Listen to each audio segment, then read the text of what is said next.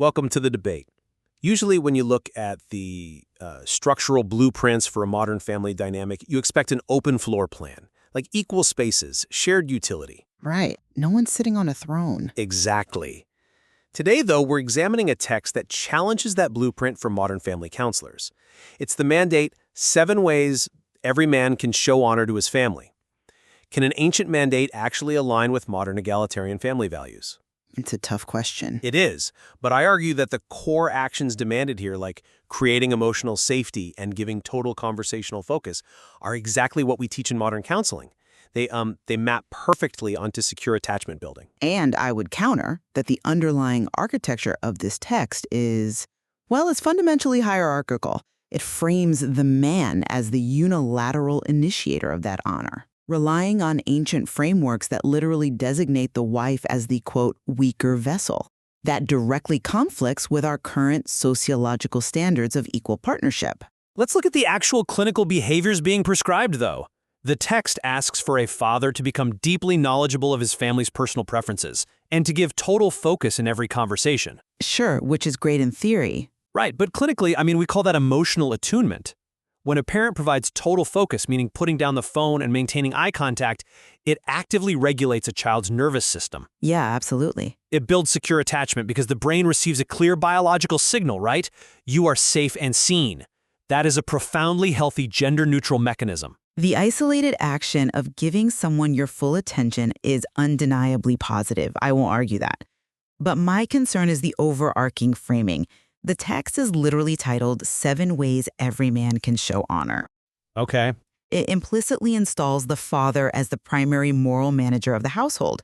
When you weave in text treating a partner as a weaker vessel, you're creating a top-down power dynamic. I hear you. The father becomes this benevolent benefactor rather than an actual equal partner. I genuinely understand the hesitation around that framing, but I look at this text like an older operating system running modern software. Oh, that's an interesting way to put it. Yeah, like the source code uses archaic, patriarchal language, but look at the behavioral output: attentiveness, deferential tone, creating environments of physical and emotional safety. Right, but Just because the historical vocabulary is dated doesn't mean the actual behaviors being prescribed aren't thoroughly compatible with modern counseling goals.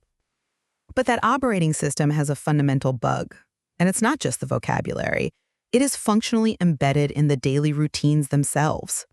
How so? Take point 5. The text advises establishing short, daily mentorship sessions where the father imparts his persuasions from his life experiences. From a psychological perspective, framing family time as a unilateral mentorship is highly problematic. I see why you think that, but let me give you a different perspective. Isn't sharing life experience a pretty standard parenting tool? Sharing is, yes. Dictating is not. When one parent consistently uses family time to impart their persuasions, it stifles the co-creation of family values. I suppose. For children to develop independent moral reasoning, they need to practice the cognitive heavy lifting of questioning and forming their own beliefs. If the family is just treated as a receptacle for the father's wisdom, that psychological independence is severely stunted. I think you might be getting too hung up on the phrase imparting persuasions. If you strip away that specific wording, what is actually happening in the living room? A lecture? No. You have a guaranteed, structured daily check-in. In a modern world where families are deeply fragmented by screens and scattered schedules, an intentional daily touchpoint provides exactly what the text emphasizes earlier: safety. Predictable routines lower anxiety. That's a vital psychological tool for connection, regardless of who is leading the meeting. The routine itself does lower anxiety, absolutely. I'll grant you that. Predictable touch points are crucial. But we have to consider the clinical impact of how that connection is structured. Fair enough. If a counselor encourages a family to adopt a model where one person is doing the imparting and the others are just listening, we risk reinforcing a subtle but profound inequality. True safety in a modern family requires mutual vulnerability, not just top-down instruction. And that is exactly the crux of the tension we're navigating.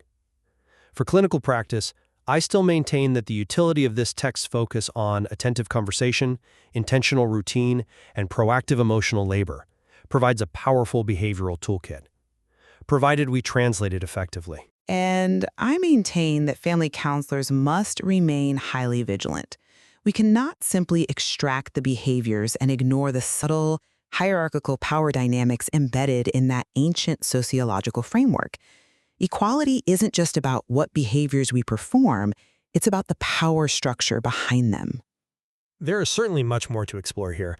This material offers a fascinating lens into how historical principles of honor interact with modern psychology, and exploring these tensions can deeply enrich clinical practice. Definitely. Ultimately, we leave it to you to decide how to integrate these concepts, but the next time you're looking at the structural blueprints of a family's dynamic, it's worth asking, are you just admiring the open floor plan, or are you actually checking to see if the foundation is safe?